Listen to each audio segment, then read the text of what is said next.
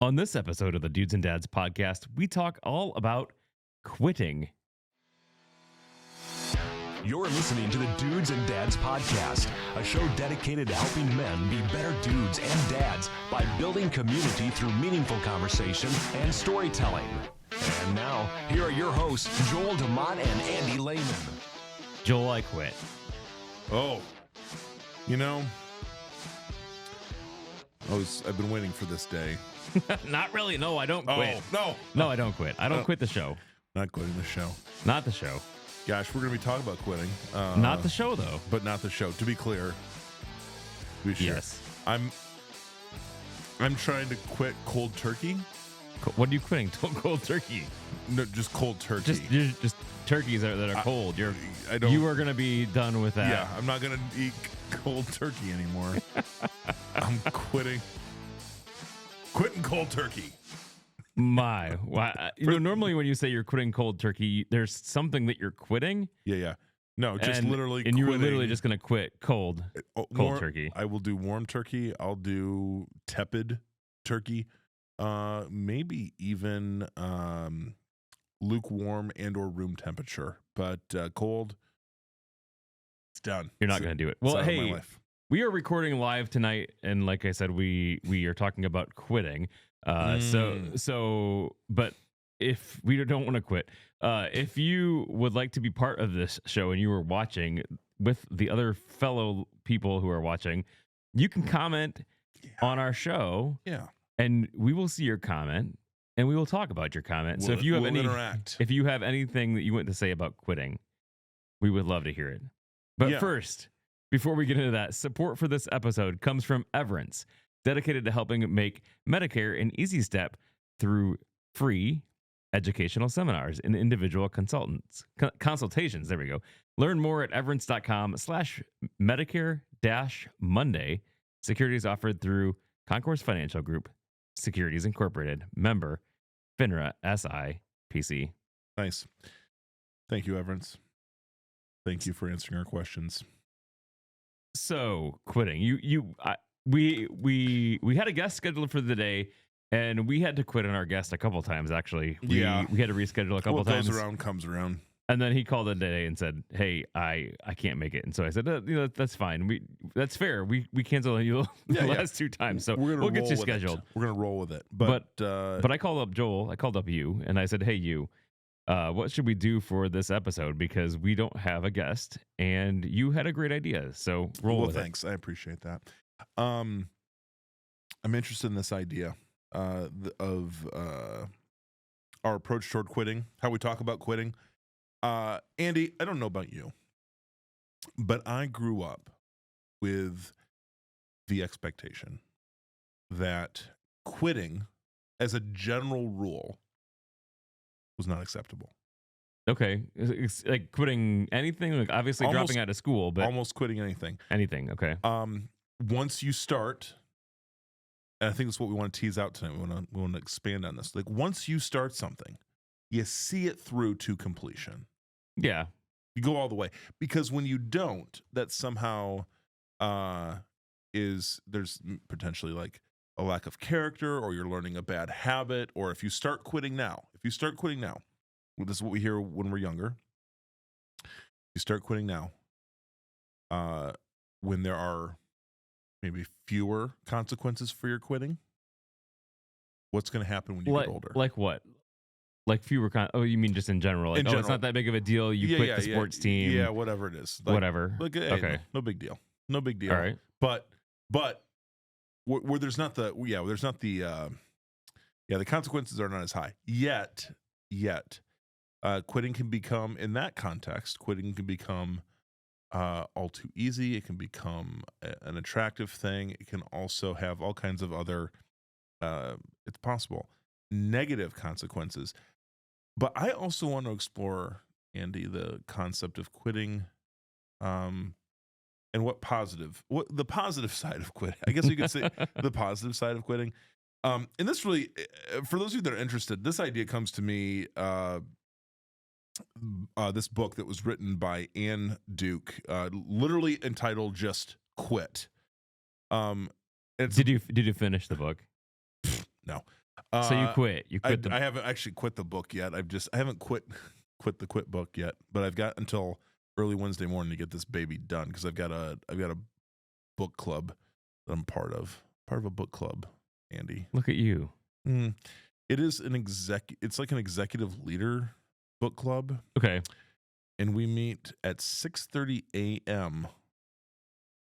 on like the last Wednesday of each month. And let me tell you, Andy, that is early for me to Take it around. Well, it's just like because I got to be out the door by a certain time, and I got to make it. I got a little bit of a drive. But then when you sit down, this is the other thing. Like when you sit down, you're like, oh, I need to have like an engaging conversation around this book that we've read over this past month and everything. You got to be awake. Yeah, I got to be with it. So anyway, I will be. I'm gonna be ready one way or the other by Wednesday. But this book that Anne has written just got me thinking about kind of some key points of how we treat quitting, how we talk about quitting, how we feel about quitting, maybe identifying some times that we have quit things in our life. Okay. And then also maybe how we talk about quitting to our kids, because I feel like those are different conversations. Right. Okay. So you had mentioned in the opening of this, you said, we get that from our we talk about that with our kids. Like when we say, you can't quit, you can't quit, you can't quit. Yeah. So let's talk about that. So that brings in, as an adult, I think that brings in that same mindset where Correct. we say we're not going to quit. That's what you've been trained to that point in your life. Yeah. Right. And I think overall as a society, we have a tendency to, for the most part, overcommit because I think a lot of times we don't like saying no. We don't like disappointing people. So we don't say no. So I think there's a whole. So you're talking about like when you're saying, okay, you're making commitments to maybe other organizations, clubs, all these things that you're going to say yes to. And then you wake up one day and you're like, I have got a lot of things on my plate, and I potentially need to quit one or two of them. Yes. That's essentially what I'm saying. Yes. And how do you go about that? How do you go about deciding what it is that you quit, what it is that you hold on to? How do you what's the strategy and all of that?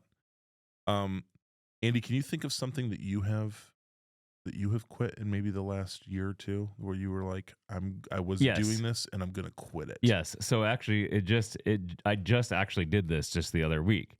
So I have been part of the Boy Scouts. I've been a leader in the Boy Scouts. I joined when my boys joined. They joined several years ago, and I joined and said, hey, this is something that I wanted to do. Previously actually two things. So I had been, when you were youth pastor here, we were helping out doing the youth leading. Like we were doing Wednesday nights with the youth. We continued on after you had left a little bit. And then eventually when the boys joined Boy Scouts, I said, hey, that's something that I would really like to do because I feel like my time is better used there. Sure. And not in a bad way. I mean, I think because my goal was to help kids and to help them see Christ. Yeah. And I think for me here at the church, I'm trying to use my words wisely here. The kids here needed me too. Right. But I felt like I had a better reach of unchurched kids. Yes. Absolutely. That were at the Boy Scouts. And so I quit here. Yep. And I went to do the Boy Scouts. Yep. And just this past couple months, my life has got a lot more hectic, I will say. And so that I felt like in order to better invest my time with my family and with just in general, it would be best for me to quit the Boy Scouts. And some things of that have been because of other situations that came in. Like I didn't just want to leave them hanging, but my son Micah had aged out of the Boy Scouts, and so he actually became a leader. Right. And then another younger guy just stepped in and became a leader too. And so me leaving, in the midst of 2 new Yeah. leaders came, I felt okay about that. Now, again, it was tough for me because I really kind of did want to work with Micah Sure. because lead alongside of Micah, but I also felt like this was the right time for me to step out because of the fact that there was an abundance of leaders Right. there that this would be appropriate for me. So you kind of looked at the whole situation there and you said, you know, okay, what probably at the beginning of your, and this translates, again, I'm just using Andy's example here, but obviously this can translate across the board, different circumstances. When you initially joined or jumped on that, there was a need, there was much more a clear need, Oh yeah. right? A clear need. Well, and I'd say when I jumped on to, it was, I wanted to do something with my boys. Mm-hmm. I wanted to be there and to help and be involved in their lives in doing this. And I knew this is something that Micah really enjoyed doing. Right. Right. I knew Micah really, like, this was his thing. This is where he shined. Yeah, for he sure. he was there, and he's a Boy Scout through and through. Yeah. And so like Yeah. I knew I wanted to be I knew that he enjoys youth group, Mm-hmm. that he was going to shine there. And so Yep. I wanted to be there with him and come up alongside of him. And also, again, there was a need. Yep. And so I stepped in and I filled that. But then I was able to see, I think that this is an important thing. And we may get into this later when we're talking Mhm. more about the quitting. But like, I'm listening to the people around me. So I'm listening to my own mental, Yeah. my own thoughts, and I'm Yep. listening to all like my own like body and realizing I can't do everything. Mm-hmm. I'm looking at my schedule and going, okay, Monday nights, there's not a lot going on, but right now Reagan goes into tennis, and then we also have 4-H, and Julie's doing more at her job, Mhm. and I'm, and then doing the Boy Scouts, and Wednesday we're doing this, and Thursday, like, and so like for me, I knew that I couldn't do that all because I needed a little bit of a place to rest. Mm-hmm. And I was picking up more work on the side doing my podcast business, consulting business. So Yeah. that's good. Yeah, and let's just be clear. Andy's a big deal. I don't know about people. that. No, seriously. Friends, you don't. Andy does not mention this frequently. But I think it's fair just to make the point of, people that have been along our journey of this podcast have again and again said, have just talked about the quality that comes, and I'm always very, very clear about where that quality comes from as far as the production side and all of that. And people have noticed, and people that are interested, I think they're doing the absolute right thing and getting in touch with you and finding out more about how they can use your expertise. And you want to be that person for people, Right. right? Because I think so many times, and this is in other areas too, where it's like, if I can be a help, I want to be a help. But as always, I have only so much time, only so much bandwidth. Right. And this all is that. something that I think all along, like we, I was joking, like when we first got married, like we kind of tossed around some things and came up with the title like Layman Creations. And Yeah. if you've known me on social, like that's my handle on a lot of things.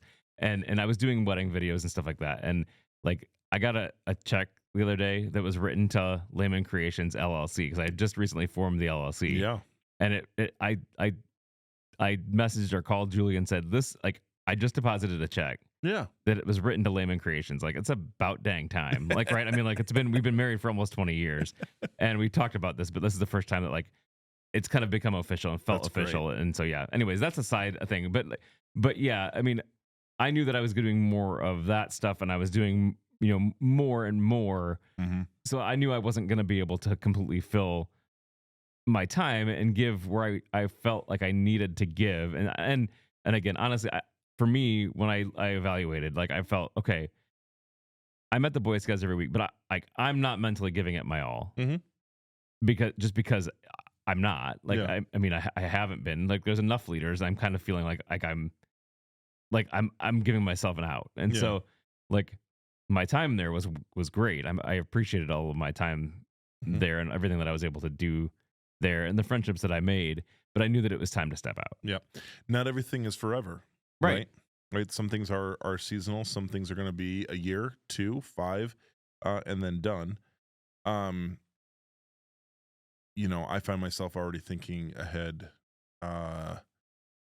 with some of the stuff, like, I serve as a PTO president. Well, naturally, after next year, when my kid ages out of the school that he's at, I won't have another child at that school for the time being.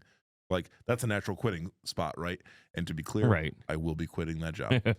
Not because I don't love it, but because it's like that. It's something that has to be shared with other people. Right. This is a part of what I think just to kind of camp on this. Sometimes your quitting opens up another opportunity for someone else. Right. I think that's right. If you're doing it well, if you're like doing like a rage quit or a quick quit or a silent quit, there's good ways to quit and bad ways to quit. But if you're doing it the right way, it can offer another opportunity for someone else to come in who possibly has more resources or maybe a specific skill Right. in an area or whatever. So there can be a virtue to that. Andy, can you think of a time, maybe not for you, but maybe for somebody else, where you're like, that person should have quit a while ago and they're holding on yeah. and maybe doing harm or damage in Yeah, some way. I think especially there have been times that I've seen people, and I'm not naming names in the show. Yeah, But I have seen people who have held on way too long to positions and things, and it's evident in their passion. Their passion isn't there anymore. Yep. And for whatever reason, they're still there. Whether that means, they need it financially, they need it for whatever reasons, like they're still there. And it brings the organization down. Yep. I think because they're not fully invested in it. I get leery in some situations where I've got someone telling me, like, where they're frequently reminding myself or a group or whatever, like how long I've been doing this for 30 years and or however long it is. And like, that's great and all, but if your investment or your commitment to something is because you feel like now your identity is based in I've been here this long and I have not quit, and now that's who I am. I'm the person that hasn't quit this. That can be problematic too. So Andy, in this book, Quit, she outlines this whole idea of quitting as a virtue, which we don't like. Again, as we said at the beginning, we talk about quitting as like that. It's negative. It's negative, we right? see it negative most of the time because I think anyways. And it's the great line from our buddy Kenny Rogers. You got to know when to hold them, Andy, and you got to know when to fold them, right? And so points out in the book actually that poker players, like when they quit, when they get out, when they fold, professional poker players do that way more than amateur ones do. Really? And so that there's this idea that there's a wisdom that as you gain experience and wisdom, you just know when it's like, okay, this is not my hand. Right? Right. This is not good, but I could just try to persevere because this is automatically where we can go. And sometimes it's like, yes, persevere through things. Yes, set your mind to something. But there are times, and I think this is where wisdom and guidance, and I think surrounding yourself with the right people, where it's like, okay, this thing that you're in, you just trying to muscle your way through it is going to do more harm than good. Or maybe you've been at this thing so long that it's going to be really hard for you to objectively know if you should stay or not. And I mean, I can think of a few. Andy, I think you and I might actually share. Maybe I would share a couple of organizations, maybe that we would know or have seen people in, where it's like, I understand the value of longevity and of wanting to stay around and continue to make an impact. But your presence here is now concerning me about, about the longevity, a lot about the longevity and kind of the organization or whatever it is, the club or whatever it is, moving forward in health, because you were unable or unwilling to quit, step down, to pass on, and so now you've left this. You might be leaving this place a weaker spot. And I will say, there's kind of a club that Andy and I both are a part of, where one of the leaders has sort of backed off, but has brought new people in. And there's a strength there, and I think that, like, I'm like, wow, that's a person that I want to follow. Right? Let's talk a little bit about that. I think that's a good virtue to do. I think that, especially, I mean, depending on the situation. I mean, obviously, sometimes, like for me, with stepping out of the Boy Scouts, I saw that there was that opportunity to do that, because I felt it in my spirit. I felt like it's my time. It's getting my time. But then I also realized that there were other leaders coming up who are younger, who could do it better, that were there to take my place. But sometimes you have to cultivate that, right? I mean, sometimes if you're going to quit something, you might have to bring your replacement in. And I'm not even talking about like a job. Like we're talking about volunteering things here. I mean, right. jobs are a whole different animal.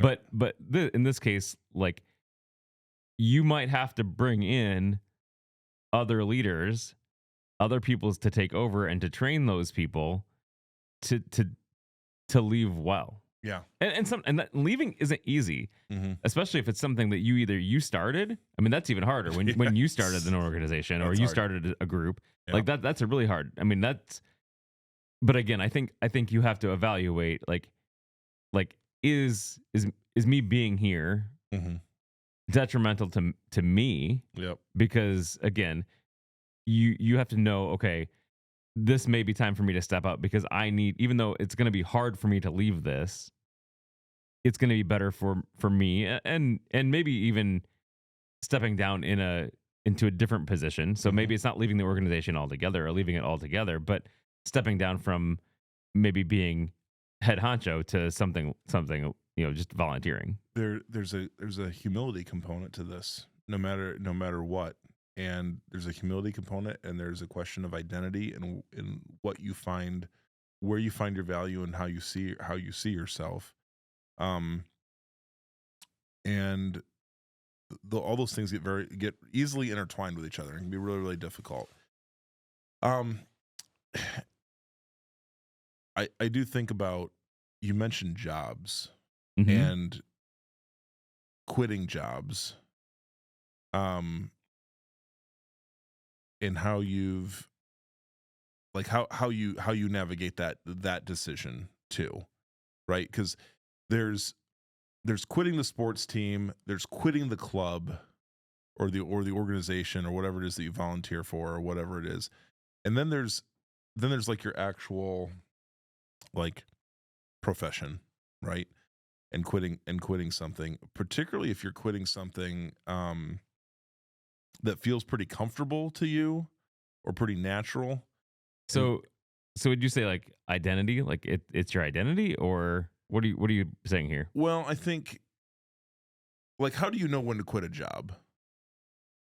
Like, how how does that occur? Because I think there are, for me, man, it feels like it has to be like a crystal clear, like, flashing neon sign. Right. Well, I mean, I think part of that is because your job kind of becomes ingrained in your everyday. Yeah. Your everyday who you are, and it becomes comfortable, right? Yeah. I mean, I think that and that may be a good quality. I mean, not a good quality, a good sign that it's time to quit anything. Yeah. Because, like I was even talking about with the Scouts or whatever, like, there was something in me that, even though it was comfortable and I liked doing it, there was something in me that went, now's the time. Yeah. Yeah, I would be, and listeners, I'd be interested, like, to hear from you guys, hear any reflections that you guys have on when you decided to quit. What were the things that informed that decision, and what reservations did you have? And obviously, like, financial reservations are definitely one. Can I afford to quit? at the same time, it's like it's super hard when money is the thing keeping you in something, with job or whatever. But Right. at the same time, we have that pressure. Like we have to provide for the family. Got to put food on the table. Right. Got to do all Well, those well, gotta do those things. and I think that's easy. I mean, especially like looking at jobs in particular, like it's pretty easy when you go, okay, this next job is going to be more financially beneficial for Mhm. me Right. than my current one. But what if it's not? Yeah. What if your next job is not financially beneficial for you? Yeah. But It's there may- better, but it's better maybe it's health better. wise. Yeah. Or there's some added benefit. And I mean, I think, you know, or sometimes, and as this was the case with me not all too long ago, like I just really began to think about like where, I don't know, this is a realization I've had, being in pastoral ministry as long as I was, and when I decided to quit that and go and do um go and work for a different kind of organization and have another different kind of leadership position. In doing all that, I realized like it has been a kind of a slow process and uncovering of, again, like where my identity was, or what I found comfortable. The biggest thing is for me, and I'm just realizing that a lot of my like a lot of my own like spiritual journey was largely attached more to like an organization. Maybe it was more than I think some of the other, like some other relationships that I should have been, specifically my relationship with Mhm. God. But like uh sometimes and this is, man, I don't know, a slightly unique situation to mine, but y- not quitting and holding on and doing the same thing, it was, ongoing, was covering up some things for me. Oh, okay. you know it was not having, it kept me from having to take a real look at like what is really important to me, like where is my priority really in life. So in that way, it's like quitting made things hard, like it made some things harder for me, and just because I have to, had to look at things Well, differently. you had to reshape your identity. Yeah, Really. I mean, I mean, if you had to take a hard look and say, okay, is this like what makes me who I am? Mhm. Like, is it my job? Is it the job in this case, particularly in the church, in a pastoral ministry, Yeah. or or is it something else that makes me Joel DeMott? Right. And there's this fear of failure thing too. I mean, this is the deal, Andy. Like there are, and this might be true in other, I'm assuming it is in other professions. Like there's just this stigma of quitting around, like something must have gone really wrong with you or with the job or whatever Mhm. in order for you to quit. I mean, I make the joke all the time, like when I meet with when I meet with other community groups out there or whatever, some in Christian spaces and some in not, where I'll say, where they ask like, hey, what did you do previous to this? And it's like, well, I was in vocational ministry for Mhm. however long, over 17 years. And then I jokingly and or half seriously say, however, uh, I did not leave pastoral ministry because I was, unfaithful to my wife, stole money for an organization, or led with an iron fist, and my staff, were traumatized by Right. my leadership. Right. Um, for those of you that are listening, I hope none of you are traumatized by my leadership, but that's the goal. To not Little do you know, to, there's a whole support yeah, there's group. like their whole Joel traumatized us. I hope not. But there was there's just been a very real, I think, a very real experience of man, upon quitting and doing something different, a lot of new things were uncovered, and not a lot of new opportunities have been offered up, and I feel like I am probably getting a little closer to my sweet spot of what I'm good at and what I think designed to do. And So in this yeah. case, you would say quitting has actually helped you shape to be a better person, more aligned with your actual, I don't want to say skill set, but yeah, it's made it. I Is that what you would say? I yeah, guess. I mean, I don't want to felt- put words in your mouth, but yeah, I think I was very much within my skill set for a certain time, developed certain things unexpectedly, and then by eventually, like once they got to that certain point, I said, "Hey, I'm going to quit this and do something different now." And experience a lot of successes, experience some kind of new things that would not have been possible had I not done those previous things, though, because those are all very, like, for me, like ministry life and things like that. I mean, it definitely formed a lot in me and definitely developed a lot of stuff. But I don't know. I don't know. I think well, I know this for true. A lot of fellow colleagues that I had on the ministry side, again and again and again, I've just had a really intense conversation about this last week. They don't quit because they don't. This is probably a whole other show. They don't quit because they don't know what else they would do. They like it, it's not that they're staying where they're staying because they're like, oh, this is the right fit. They're staying where they're staying because they're like, they just can't imagine other options or see another way forward where they would experience fulfillment and Sure. and all of that. So it's interesting. It's interesting all the things you have to weigh. And I know, again, quitting gets a bad rap because there is something powerful about sticking with and overcoming what that does to us, even in terms of like neurologically, how it trains our brains, all of that. And so in early life and how we're training our kids, there is something to be said for like, I mean, Andy, I don't know if any of your kids have like joined a club or something and then wanted to quit halfway through it, and you've had to have the talk with them about. Okay, so but let's talk about that though. Why as an adult are we saying it's okay to quit? It's okay to look at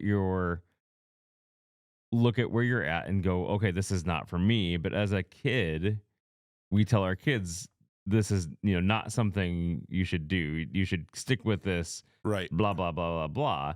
So why is that okay for kids, but not for us as adults? I wonder if part of it is. I think part of it is that when the kids, it's usually the time frames are way different. So what we're saying for a kid is, hey, you pick to be part of this club or this team that you're going to be on for 3 months. You're going to be on for 3 months. Okay. Right. And it's going to naturally, this thing comes to a natural end, apart from you deciding to stay with it or quitting. Right. Like, it's not something that would be ongoing. Right, like 4-H season. Right. 4-H season will come to a close, and then you will decide whether you want to re-up with that or not. Or this team, even Boy Scouts. I mean, you could say like, yeah, let's evaluate in a year or whatever. I mean, it doesn't have a natural close to it, but again, there is a season to it, if you will. Yeah, and so there's part of that where it's like number two there. And I think with a team or something, there's the sense of, okay, for a certain period of time, there will be other people depending upon you. But really, after that, not so much, right? Like in jobs, Andy, like us, like here's the deal. In our jobs, vast majority of us, unless you're, I don't know, you have some really magical job, you are totally replaceable. Like someone else can do my job. Someone else can do your job, Andy. And God forbid, but maybe better out there somewhere. There's people I hang out with, they're super smart. I know that there's other people out there who could do my job better than me, inevitably. But I think with our kids, it's much more about commitment, like making a commitment and seeing something through to a start, a middle, there's a start, a middle, and an end point. Versus like our jobs where it's like we could go and do that sucker for 30 years, or whatever. Have a good season at the beginning of it and an okay in the middle, but then there comes a point where all of a sudden it's not good anymore. Yeah, well, and I think too, as we're talking with our kids, we're helping our kids develop something where we're saying you need to develop this. You can't Mhm. just quit as soon as something gets hard, right? I mean, Right. like life is gonna be hard. Right. Jobs are gonna be hard. Right. There are gonna come things that you have that you don't want to do, but you have to do them because they're your job, and you can't just quit when it gets hard. But at the same time, we're we're saying, okay, and I like what you said earlier, like, or what we've talked about. Like, let's reevaluate this. Like, Yeah. maybe this is hard. Maybe the fact that you're playing soccer and you've never played soccer before, and you don't, there are kids on your team that are way better than you. Yeah. Like, let's evaluate this though once you've gone through a season Mm-hmm. and see if you want to continue. Yeah. Because there may be things that we can do as parents to lead our kids into, to train them better. Maybe that means on soccer off season we get them a soccer coach, Or maybe they need a different team. or whatever. Maybe they right. need a different team that's not playing at the playing at the same level, or that would offer the kid more, more experience or better. Those are all really valid considerations. I think the danger of quitting and what we're concerned about, and I think rightly concerned about when it comes to our kids, is that is them learning either overtly or kind of covertly or passively Or just vertly. them learning this lesson that they can say yes to anything and then say no to it immediately after, and it's totally fine. Well, and I think that there's some value in saying, okay, no, like, we as parents have paid for this. Yeah. Like, it's costing us something Yeah. too. Yeah. So no, it's not just costing you your time and your whatever, but it's actually, as parents, it's costing us, because we paid to put you in this sport. We bought you cleats, we bought you a soccer ball, we bought Yeah. you whatever. Yeah. And so, like, it's also teaching kids, like, there's value to money and monetary. Not saying that comes above your comfort Right. or how you're feeling as a kid, and you're wanting to do this sport. It's not coming above that, but there is that you have to put in. Mm-hmm. Your wife brings up a good point here. She says staying the course can create grit, and I agree. Yeah. And that's what we want to form in our kids.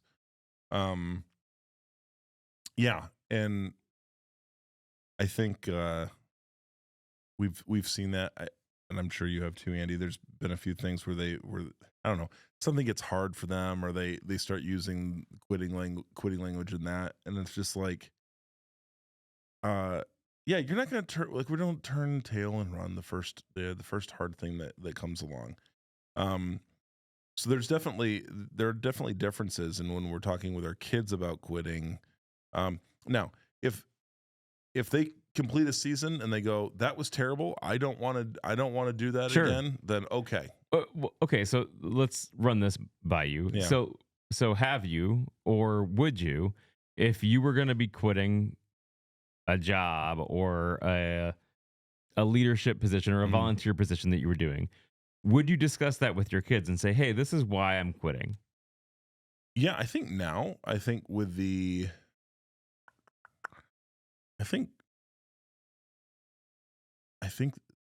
Aaron and Josiah, the two old, I mean, they're both teenagers now, and maybe Matthew.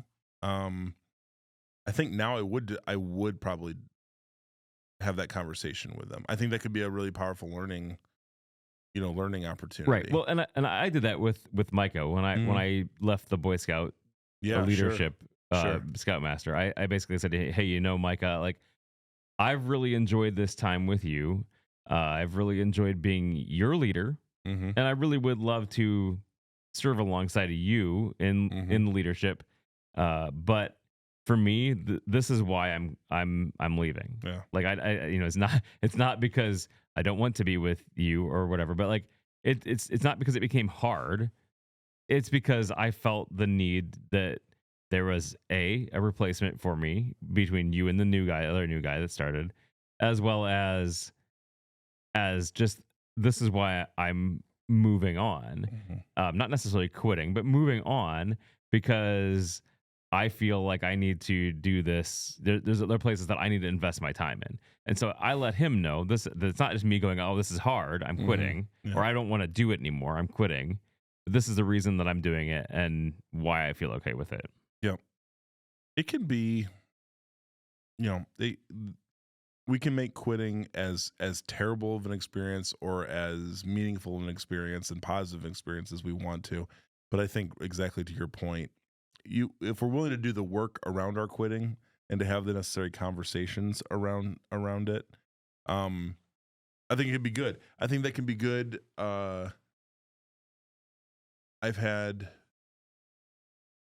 I've sat across the table from people as a leader who are informing me that they're quitting, Mm-hmm. and I've had really good conversations about that, productive ones, where it was like, okay, totally understand your reasons, value those things, and also appreciate the manner in which you did it. Mm-hmm. You did this in a way to be helpful.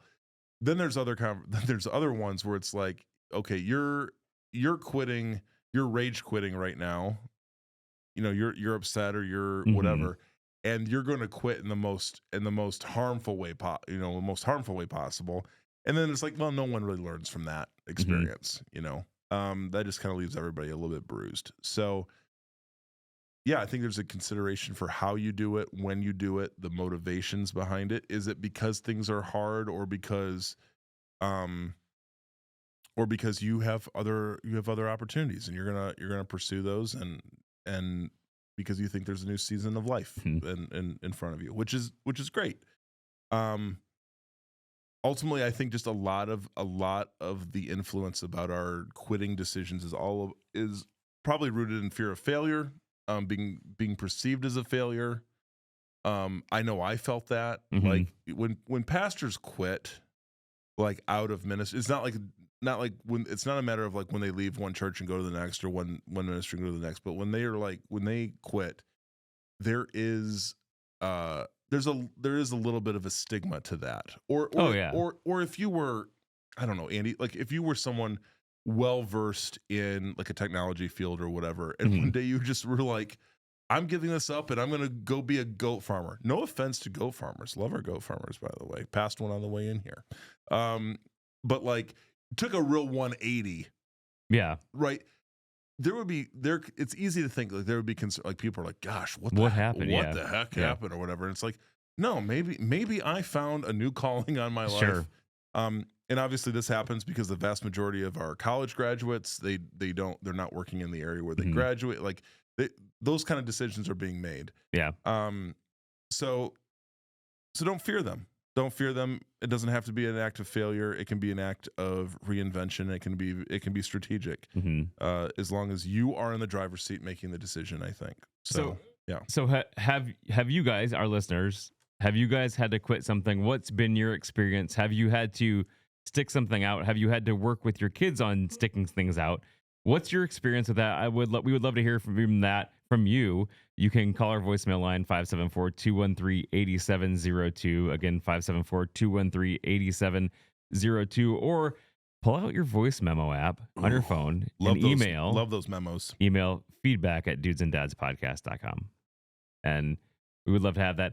Joel, I think in closing for me, I think the one thing that I would advise is listen to those around you, whether that mean a life coach, somebody who's mentoring you, your spouse, anybody who's really close to you that knows you as a person, and bounce these ideas off of them.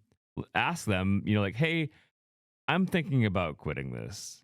Is this something that you see being a good thing in my life or not? And a lot of times those people who are the closest to you know you well and can speak into you and can go, no, Andy, I don't think this is your time. I don't think that this is time to do this. I think you need to stick it out. Or yes, it is time to quit XYZ.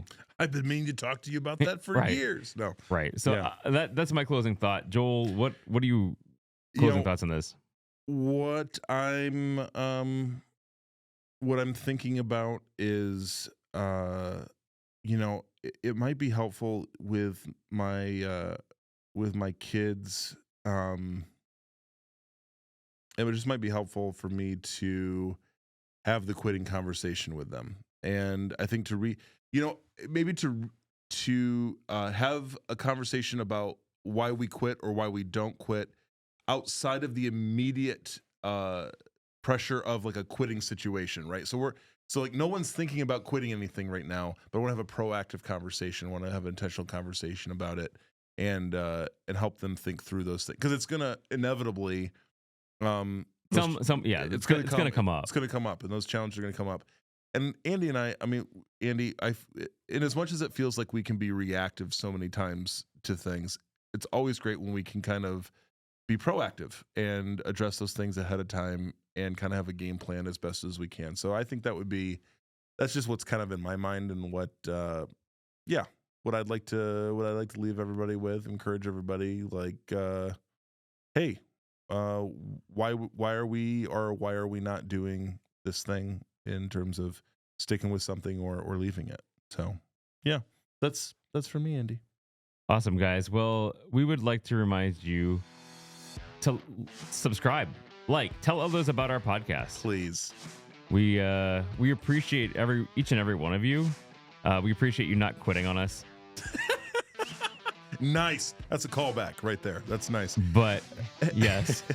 As always, you can head over to dudesandadspodcast@gmail.com. Send us ideas for shows, people you think we should interview, all that good stuff. We'd love to hear from you. You can do what Joel just said, or call our voicemail line, 574-213-8702. Joel, I'm a champion of that line. Thank you so much. Dudesandadspodcast.com, or now dudesanddads.com. Dudesanddads.com. It'll also take you there to the magical online wonderland. Check out previous episodes, all that good stuff. Guys, thanks for hanging out with us. Love to hear more from you. And until next time, Grace. Peace.